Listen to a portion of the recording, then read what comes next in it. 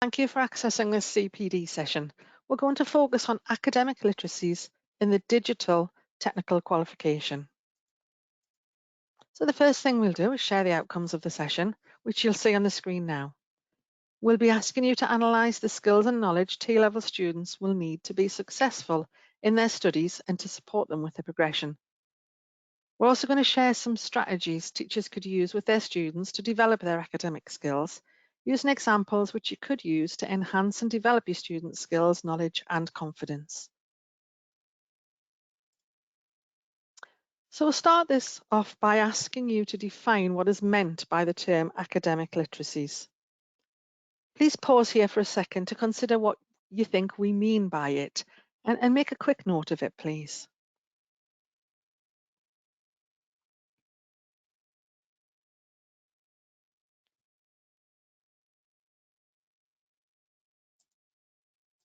Okay, so you should see a couple of definitions on the screen now. Please compare them to your ideas. The first example highlights the importance of analysing, comparing and contrasting information from different sources. And the second goes on to bring in subject-specific texts and how academics use them to contribute in the subject area by adding value to discussions regarding specific topics, thoughts and opinions. This suggests that in academia, we don't just accept what's been written or produced, we question it and apply a context to it in order to analyse the impact and evaluate its relevance and importance.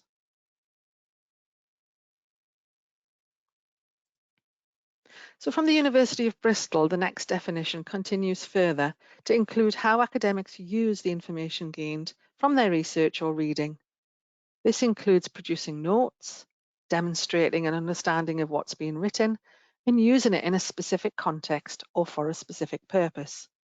In HE study, what this results in is a student carrying out research and then demonstrating their depth and breadth of knowledge on a subject or topic by producing written work which uses their findings in the correct way to justify an argument or point, whilst evaluating the aspects of the topic from different viewpoints. So what does this look like in practice? In user-friendly language, it's about reading for purpose, not simply accepting what is being read by evaluating the author's perspective and purpose. Targeted and purposeful reading is needed, and then using what has been read to inform written work, which has an academic style, in relation to the tone, register, and level of formality, whilst also using the student's own voice. Finally, students should develop their ability to use the findings from their research effectively. So we'll go on to explore what this might look like in a digital context, exploring the terms used here in practice.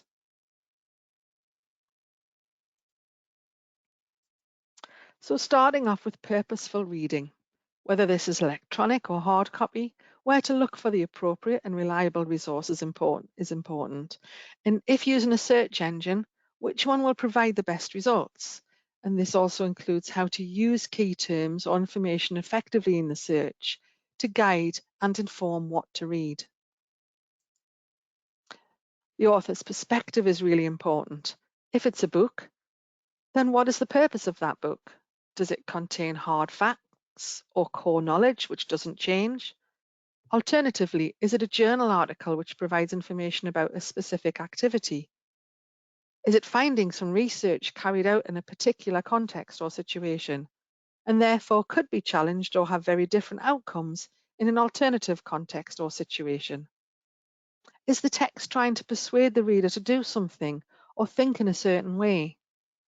These reading skills are important when carrying out academic research and can be developed using teaching and learning techniques which are contextualized. Moving on to writing now, we'll firstly explore the tone. Do students know what tone to use in their written work? Often, prior English learning does not explore this in sufficient detail for higher level study. What level of formality is needed? How assertive or persuasive should it be? What features make writing more or less formal? Are students able to proofread their work to ensure they're using the correct tone for the audience and purpose of the document? So many questions there, we know, but all vital points for successful academic writing. Which moves us nicely on to the register, which is directly related to the tone and often refers to the level of formality in a piece of writing. In general terms, it means the language being used by a certain group. So in this case, what does academic register mean? Examples could be stating that something works, is effective, or has the required level of efficacy. These terms all mean the same thing, but the register used in each is different. And this can also be linked to reading. As students read academic reports or text, they will encounter examples of the register they will need to use in their writing, and might also come across terms which they are unfamiliar with, which could also disengage them with the reading of text or the document. So plan to expose your students to different examples to build their knowledge and confidence to engage with different texts. Okay, so we'll now focus on formality in more detail. Generally, we're used to informal or chatty language in our everyday communications with each other. In texts and emails, we generally adopt a more informal tone, even at work. Students should know when this is appropriate and when they should adhere to the conventions of formal writing. For example, not using contractions or shortened terms, such as I've instead of I have, or shouldn't instead of should not. Also, formal writing tends to use longer, more complex sentences, and informal writing uses shorter, simple sentences.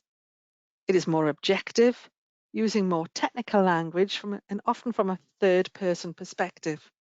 There are many points to consider to ensure written work is more formal. So we'll look at some examples in the digital context later in this recording. Finally, student voice. In academic studies, the students must present a clear position on the topic or subject they are writing about and must build their ideas resoundingly and successfully in their written work. They will be required to draw from a range of academic sources to support or discuss their claims, and there should be a clear distinction between the students' thoughts and words and those of other authors. Written work should present a clear position, knowledge or understanding of a topic, which is defended or supported by findings of the research carried out on it. The student might also bring in concepts or evidence from sources which contradict their ideas, along with why they do not consider them to be relevant or useful. There are therefore many skills and competencies related to being academically literate, and teachers of vocational and technical subjects are in the perfect position to develop these within the subject area that they deliver.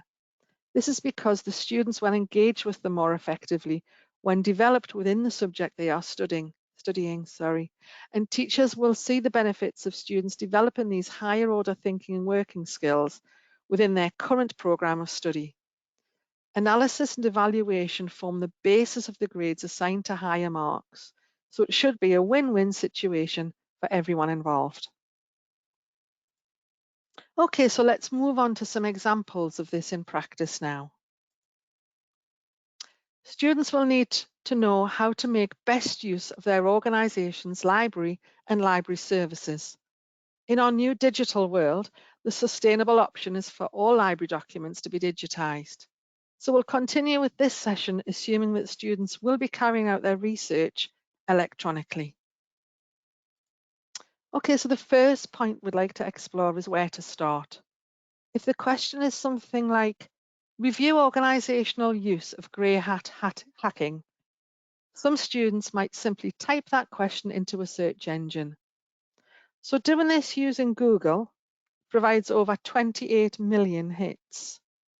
Not very helpful, and it would be quite time consuming to read and identify the ones which are going to be the most useful for the task. Putting this term into Google Scholar instead gives us about 16,000 hits. And as can be seen on the screen now, the list also shows if the documents are readily available from that search. Using this instead of Google increases the reliability of the documents or content included, and there's also a useful filtering option to choose date ranges. Thinking about search terms rather than using the set question, if students consider the question in more detail and used a different term such as the advantages and disadvantages of grey hat hacking, this is what they then get.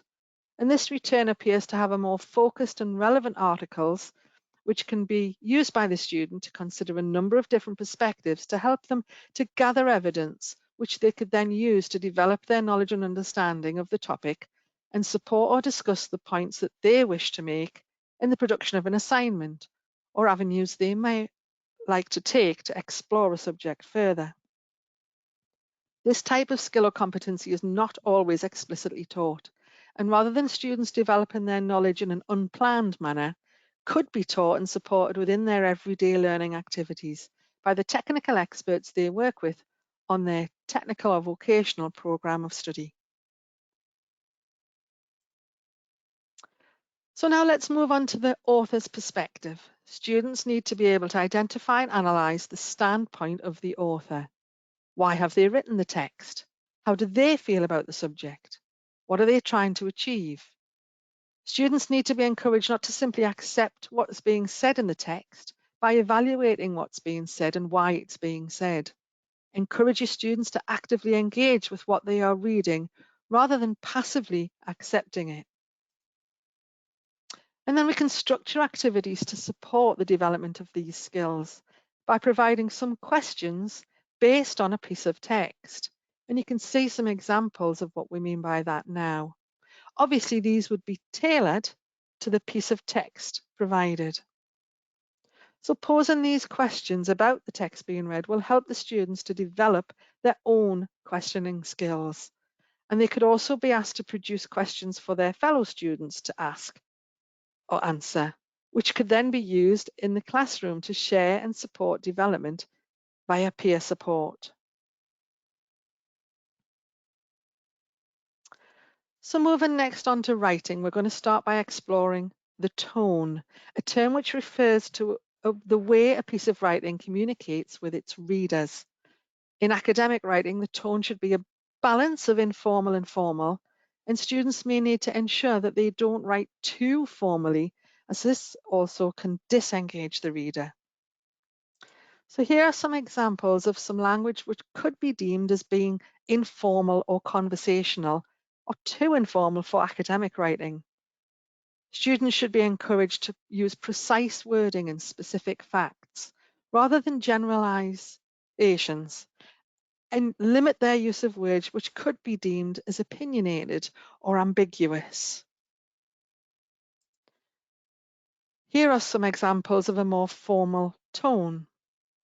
Other tips would include avoidance of the language typically used in public speaking. For example, let me explain, or as we have seen. And these can be deemed as being distractive. It would also be good practice to leave out generalizations and cliches, and also avoid words which express value judgments. For example, wrong, crazy, or ridiculous. Unless, of course, they are important to get a point across and can, of course, be backed up too. So students should be also aware of their personal pronoun use. Too many I's and me's can negatively influence credibility. The word you also creates a casual conversational tone and could be perfect for a blog, but wouldn't be the correct tone in academic text. So moving on to register, and there are a number of features related to the register of academic writing. We're going to discuss some of them. Starting with complexity. Academic writing has longer words and tends to include more varied vocabulary than informal text, using more noun-based rather than verb-based phrases. It will have a higher level of grammatical complexity, including more subordinate clauses and complex sentences. It will contain precise facts and figures and will be written objectively rather than using that personal tone we've already mentioned.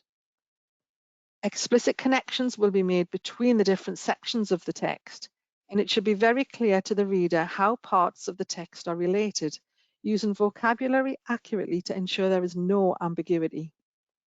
The writer should be very clear about their stance on the subjects, topics, or points they make, and not hedge their bets. Taking responsibility is extremely important. The writer must be able to provide evidence and justification for any claims that they make, whilst also demonstrating an understanding of any source texts they use. And finally, academic writing should be very well organised, flowing easily from one section to another in a logical fashion. Some general ground rules or rules of thumb include striving to inform fully, exploring points made from different perspectives, being very precise and objective, demonstrating knowledge and understanding of research carried out on the topic by engaging with citations and paraphrasing effectively. So moving on now to formality in a bit more detail. So students don't always differentiate when it's appropriate to use a more formal tone and how it contributes to the success and acceptance of what they are saying, and how getting the level of formality right for the audience and purpose is so important in academia. In the world of the internet and social media, the majority of written text teenagers engage with and read is short and snappy and tends to be uncomplicated and easy to access. We're now asking them to read, engage with, and produce very different types of texts. So examples of these, with some structured teaching and learning activities, could help them to do this. So we'd like to look at the examples on the screen now. Students could be asked to consider how the sentences or phrases could be made more formal. There's nothing there that isn't grammatically correct or ambiguous, but it doesn't have the appropriate level of formality to have credibility in an academic context. So we could ask the students to compare these with some more formal examples. This could develop the students' awareness of the expectations of higher level study, and then they could revisit their own writing, carrying out the same process of finding out what is too informal and how they could make it more formal. So we're now going to explore the final area of student voice and the requirement for the students to present a clear position on the topic or subject they are writing about and build their ideas resoundingly and successfully in their written work. We'll go back to the question we used earlier now to review organisational use of grey hat hacking.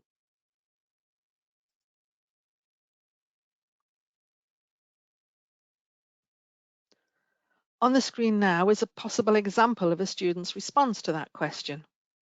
Looking at it, it's obvious that they've carried out research on the topic and they're using it to show perspectives and ideas on it. But is it clear what the students' ideas are?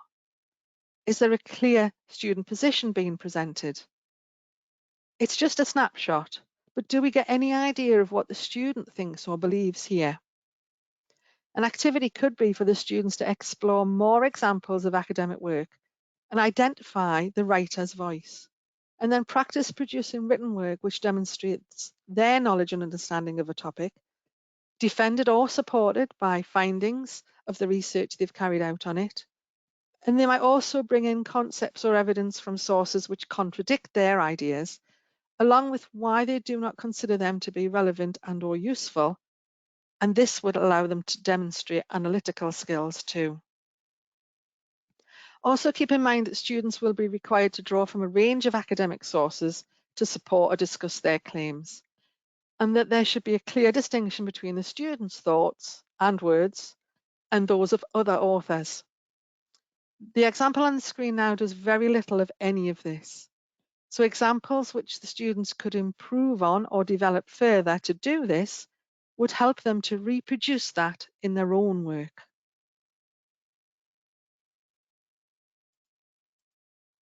Okay, then to summarise, academic literacies have many different factors which contribute to student success. Breaking the factors down into their component parts will help the students to understand the expectations and requirements. And if teachers explicitly teach these to raise the students' awareness of what they are, this will help them to develop the skills, knowledge and confidence for future academic success. So for information, the reference list for the sources used in the example text on the student voice slide can be seen on this slide now. It's not Harvard referenced, and we haven't discussed which referencing system to use. That would be dependent on organisational preferences. And just to share another bonus of using Google Scholar, it also provides clear information about how to cite sources using a range of different systems, which obviously then saves students some time as well. So we've come to the end of this session now, so thank you for taking the time to access it. We hope it's been useful. For further teaching and learning support, please get in touch with the provider development team using the email address on the screen now. And check out the NCFE website for future CPD and support activities. Many thanks.